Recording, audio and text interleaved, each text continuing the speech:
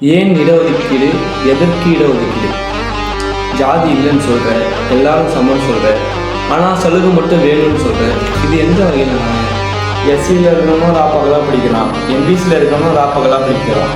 ஆனால் எஸ்சியில் இருக்கணும் மட்டும் சீட்டு கிடச்சிருக்கு, எம்பிசி பிசியில் இருக்கிறவங்க உள்ளே போக முடியல. அப்போனா ஜாதி பார்த்து தானே சலுகை தெரியுங்க. சலுகை என்பது சமமாக தானே தரணும். நீங்கள் ஜாதி பார்த்து சலுகை தெரியுங்க. அப்போனா இந்த சலுகையை தான் ஒழிக்கணும். சலுகையை ஒழிச்சா தான் ஜாதி ஒழியணும். இடஒதுக்கீடு சலுகையெல்லாம் ஒழிங்க, அப்போ தான் ஜாதி ஒழியும் அப்படின்னு ஒரு சில கூட்டங்கள் சொல்லிட்டு பகுத்தறிவு இல்லாமல் பேசி கொண்டு வரார்கள்.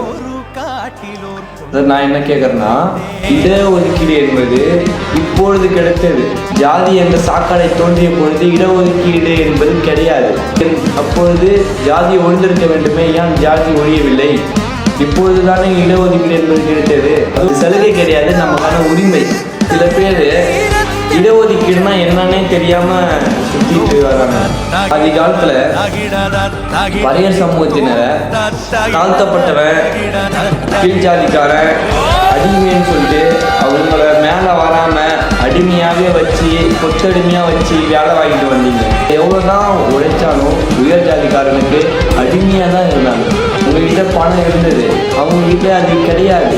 அந்த காலத்தில் அவங்க பாட்டன், முப்பாட்டன், தாத்தன் எல்லாம் அரசு வேலையில், அரசு பணியில் இருந்தாங்க.